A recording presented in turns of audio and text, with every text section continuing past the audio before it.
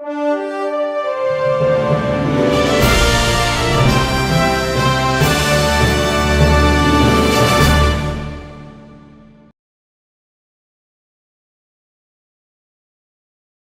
जिल्हा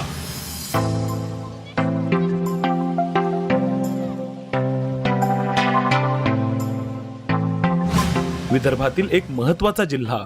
विदर्भ म्हणजेच बेरार राजाचा प्रदेश.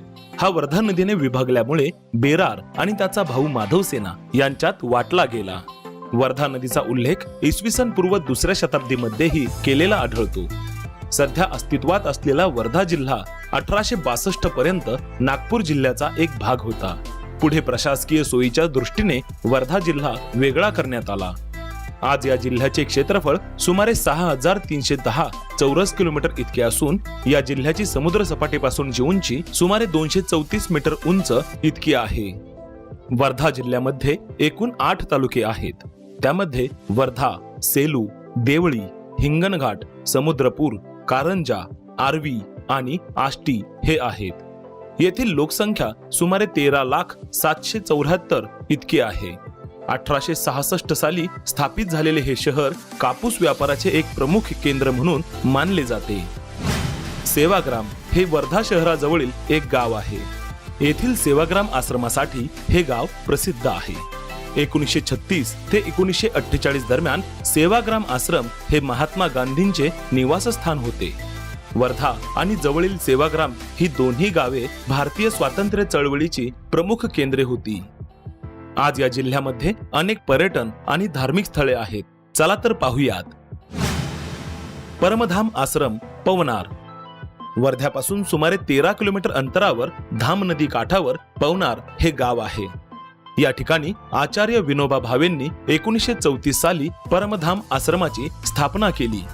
स्वशांती आणि ब्रह्मच्या शोधात निघालेल्या विनोबाजींवर महात्मा गांधींच्या विचारांचा प्रभाव पडला होता.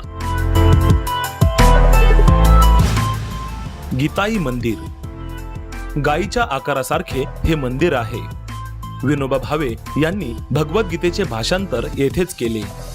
त्यांच्या भाषांतरित गीताई पुस्तकातील अध्याय या मंदिरात उभ्या दगडांवर कोरलेले आहेत. मंदिराच्या बाजूलाच शांतिकुटी आहे.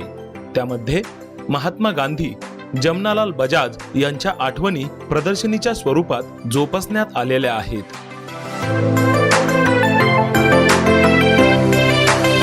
मगन ग्रंथालय. ग्रामोद्योग आणि ग्राम विकासाच्या संकल्पनेवर आधारित असलेले हे ऐतिहासिक असे संग्रहालय आहे.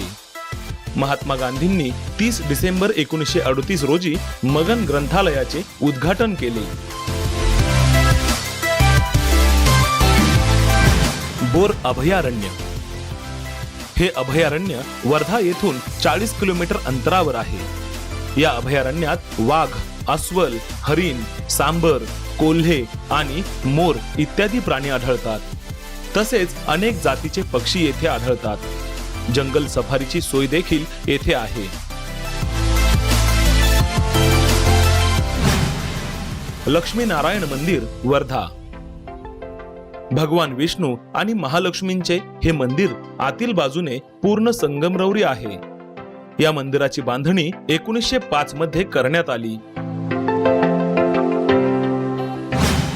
गिरड दर्गा. वर्ध्यापासून 59 किलोमीटर अंतरावर समुद्रपूर तहसील मध्ये गिरड हे गाव आहे. या ठिकाणी शेख फरीद बाबांचा दर्गा आहे. दर्ग्याजवळ तलाव आहे. तसेच 10 दिवसीय मोहरम उत्सवही येथे भरतो. सर्व धर्म समभावाचे प्रतीक म्हणून या ठिकाणाकडे पाहिले जाते. तसेच गावात भोसलेकालीन राम मंदिर देखील आहे. रामनवमीला या ठिकाणी यात्रा भरते. सेवाग्राम आश्रम. सन 1940 साली गांधीजींनी सेगाव या गावाचे नामकरण सेवाग्राम केले. महात्मा गांधींच्या पदस्पर्शाने आणि त्यांच्या वास्तवाने पुनीत झालेले क्षेत्र म्हणजेच सेवाग्राम. वयाच्या 67व्या वर्षी म्हणजेच 30 एप्रिल 1936च्या पहाटे महात्मा गांधी वर्ध्यापासून 8 किलोमीटर अंतरावरील सध्याच्या सेवाग्राम या ठिकाणी पोहोचले. 5 ते 6 दिवस ते या ठिकाणी राहिले. येथील ग्रामस्थांना त्यांनी त्यांच्या येण्यामागील उद्देश सांगितला. तसेच भूमिका विशद केली. त्यानंतर हळूहळू सेवाग्राम आश्रम भारताच्या स्वातंत्र्य संग्राम चळवळीचे केंद्र बनले. लाईक करा, शेअर करा, सबस्क्राईब करा. महाराष्ट्र हेरिटेज, प्रत्येक पान इतिहासाचे.